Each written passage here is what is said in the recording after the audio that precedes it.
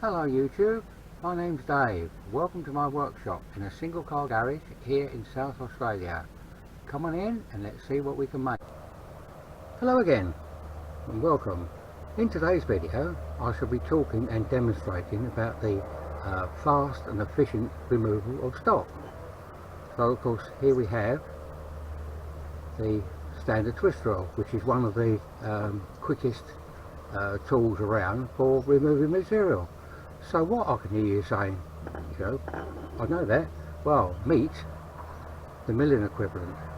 Now this is what is known in England as a slot drill, and so in the rest of the world seems to know it as a 2-foot end mill. Available in different sizes, of course. Now, I don't know whether we could actually make this out. Yeah, there we are. One cutting land is much longer than the other, so therefore it is cut past the centre. So this is able, has the ability to plunge straight into the material as fast as as deep as you want, and no problem with it cutting. Whereas an ordinary standard end mill, make that out, it's got a hollow in the bottom, so you can't cut more than, I don't know, perhaps 10 thou before it refuses to go anymore, because obviously the centre isn't cutting. So what I'm now going to demonstrate on the milling machine is the way that you could actually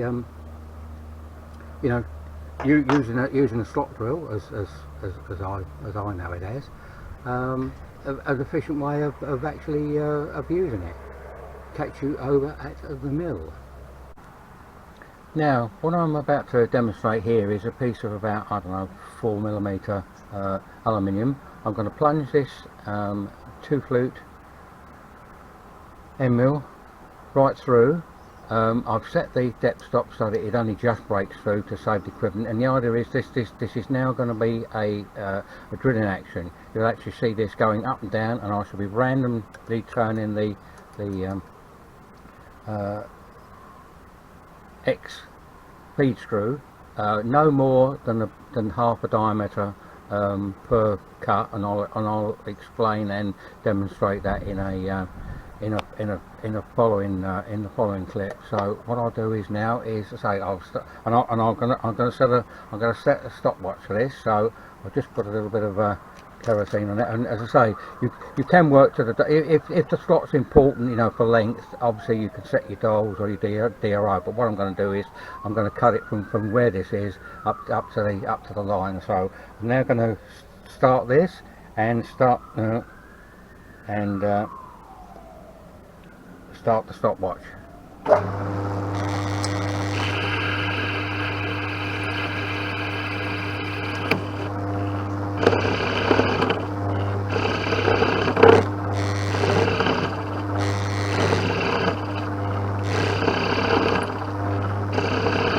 So it's totally random. You just feeding it along, anything that takes your fancy, as long as it's less than halfway.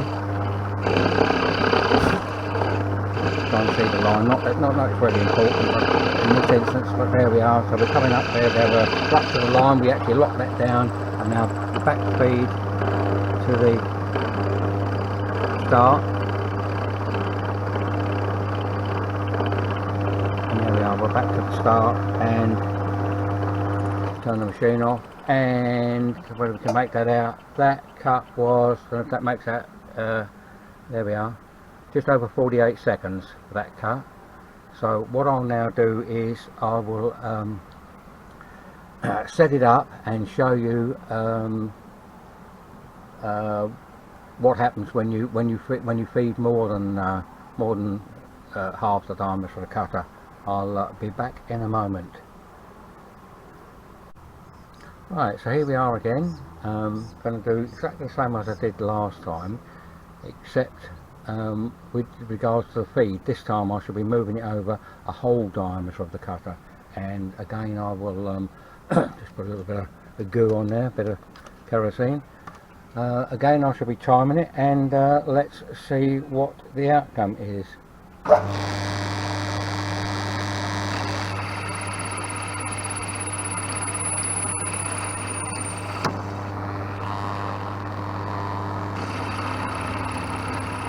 As you see, it's taking a little bit longer because it's having to cut full diameter.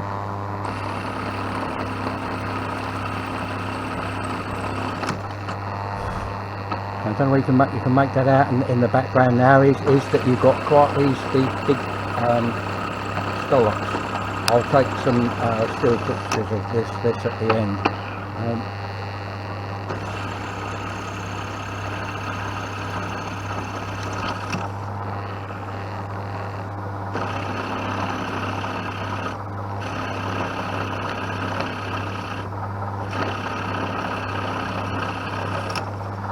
Got a little bit of slog on it.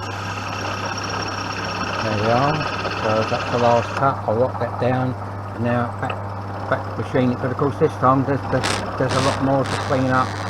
As you can hear, it's really and it comes to a thick bit.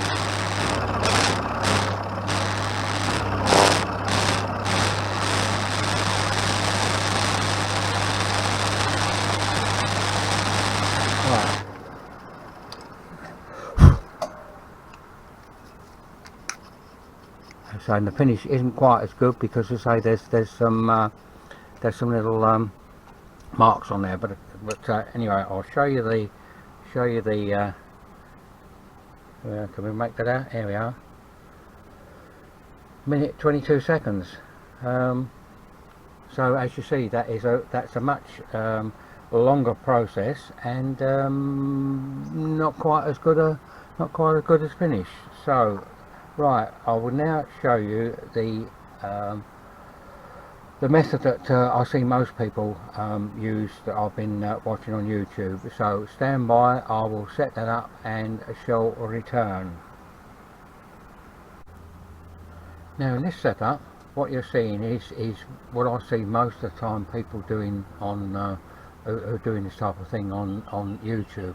Is they have a drilled hole with a standard 3 or 4 Flute endmill, and they then shove it down into the hole, lock it down, start it up, start feeding along until they get to the other end.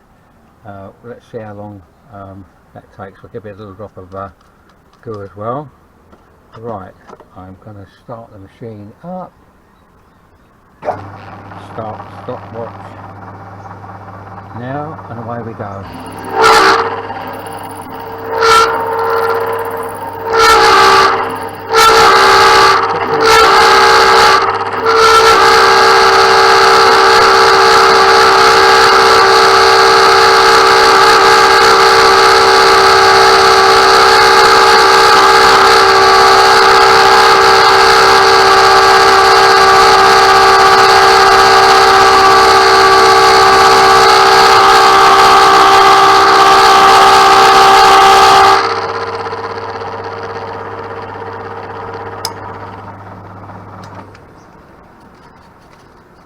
And there we are. I mean, obviously the speed wasn't quite right, but as I said, but it's only an illustration.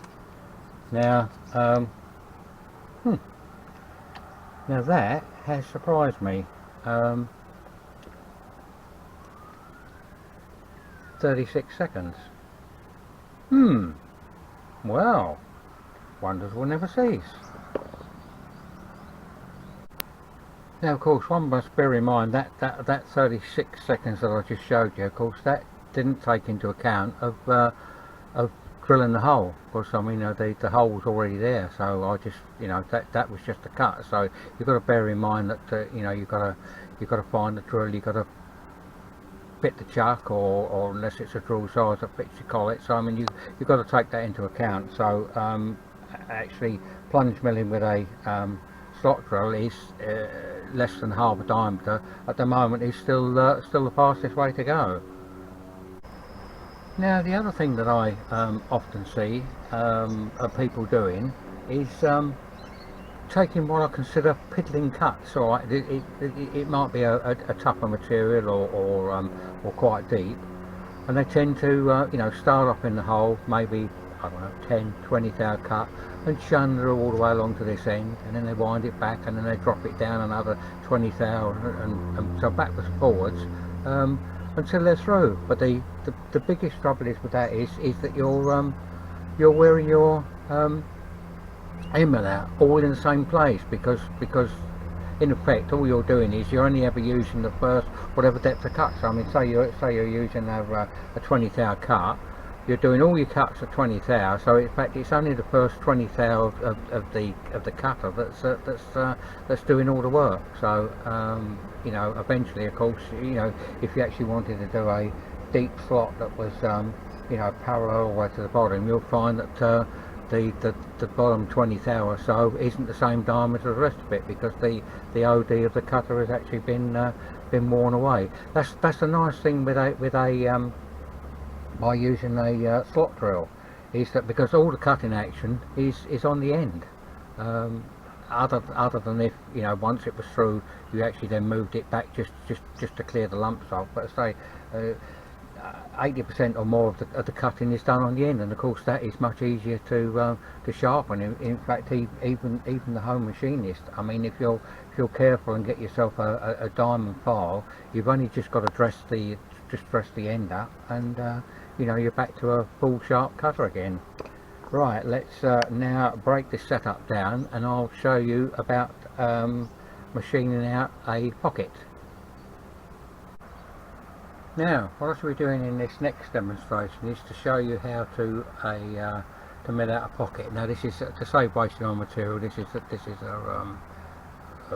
some form of plastic that we have here in Australia. Anyway, so what I've actually done is, sorry, using the DRO, I've actually set up the final positions here, so that that's the final dimensions that the pocket will be, and also the cutter is down to its final size.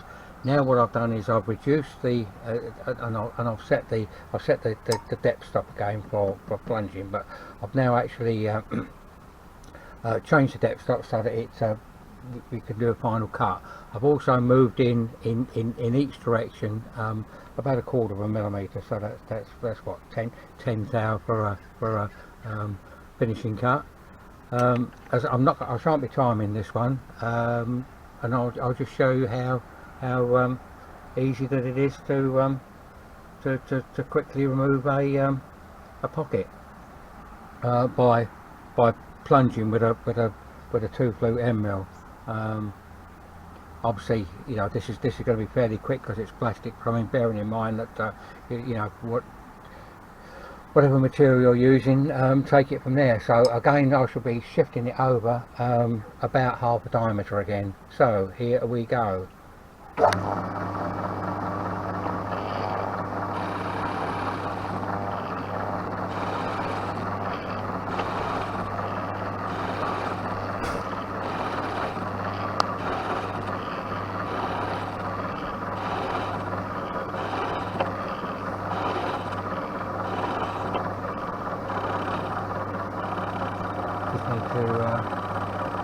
Just looking at the DRO just to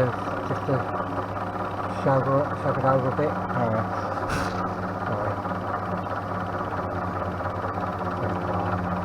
Thereabouts. Now of course we've got to change over to the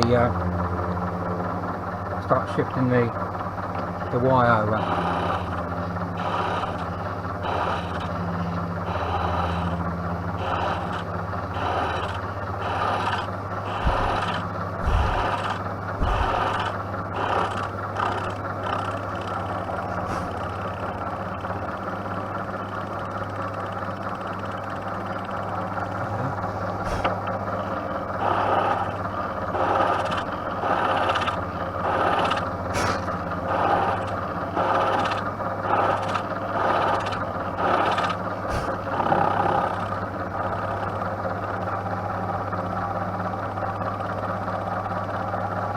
Back on Y.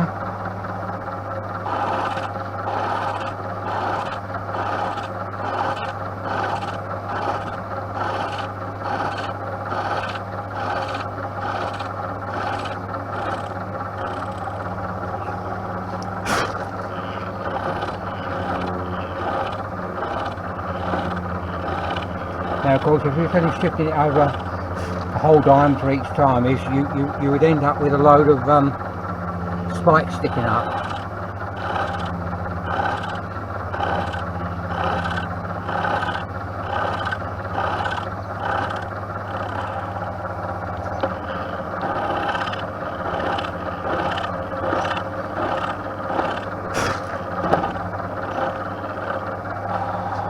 and it doesn't matter what you do. You can go round and round in ever decreasing circles, or go backwards and forwards in straight lines, whichever is easier for you to do. In fact, I think that's what I'll do. Is it's easier for me to adjust the X each time.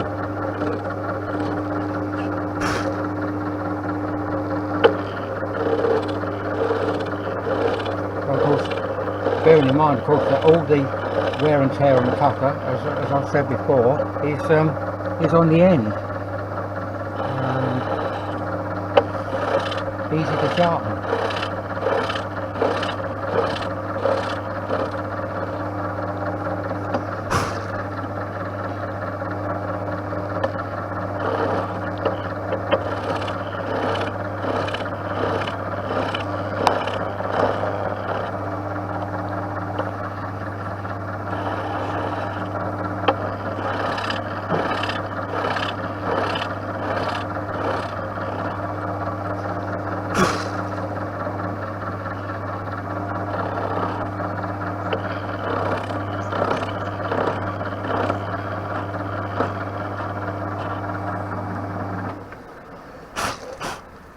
There we are. That's it, roughed out in no time at all.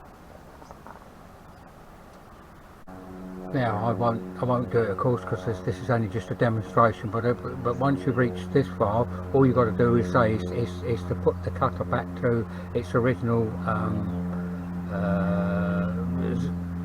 0 point and down to the your finished depth, and then just you know, run right around the outside again and flatten the bottom. So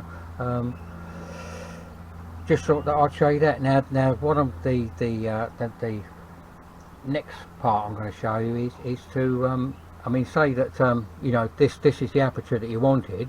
You know, why bother milling all that away? Plunge right through and actually just cut that out, and of course you'll end up with a piece of material left that you can use for something else. So we will set that up. Catch you again in a momento. Right, what we're doing this time is plunging all the way through and actually cutting the section out. So same as before, all the way through, less than half a diameter movement each time. Right, and I'm just working to the lines just to illustrate how it all works. Break off, right.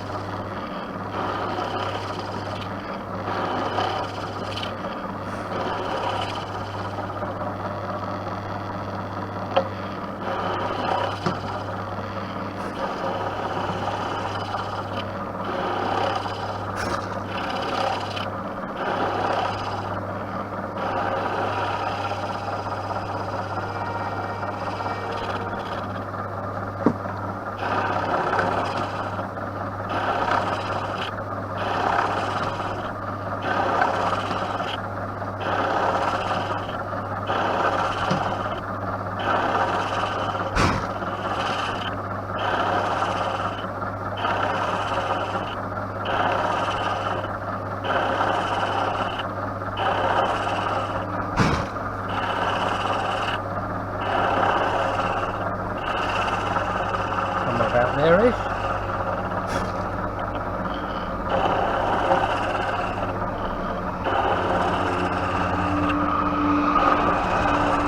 Sorry about that. Good strain going by.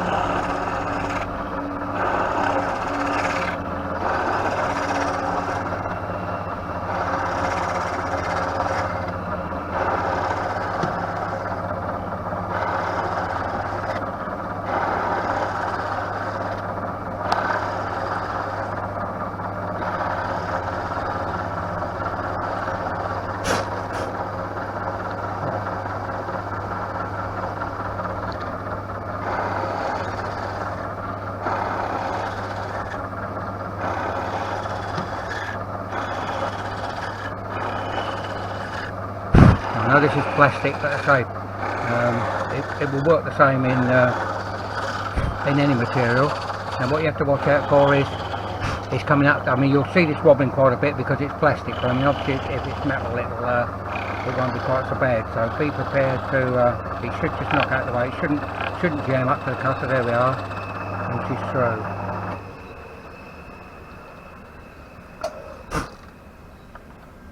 And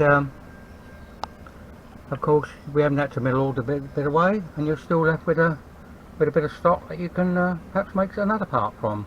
And then of course, you know, either go around with this cutter or change it for an end mill, and then as I say, just run round to your dimensions that you need. So I just thought it's just some of the things that you can do with the slot drill.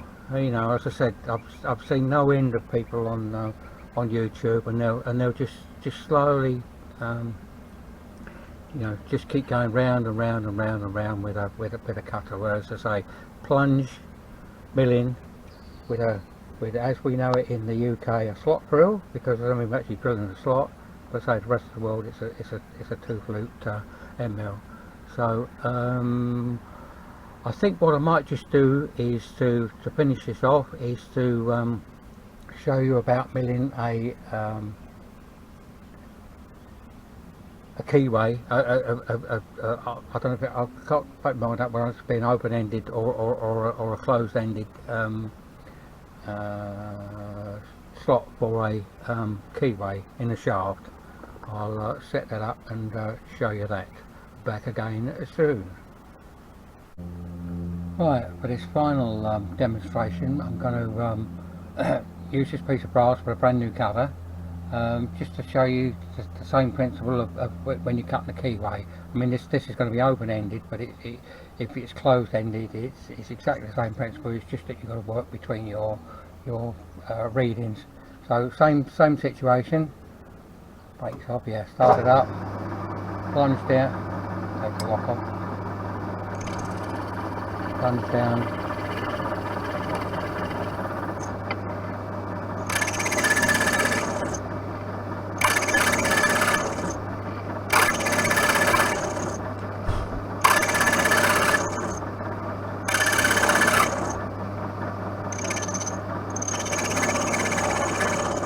keep it to depth, and then wind out.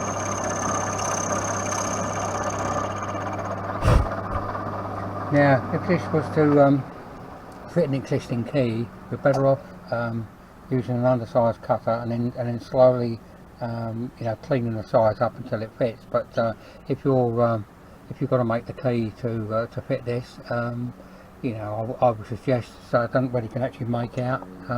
Probably not, but say you could. There's some little ripples around there. I mean, it would pay just to you know, take another tooth haircut on either side. Yeah. So there we are. So once again, now you can. There is out there as well what they call centre cutting end mills, which are three flutes, and one cutting lip is.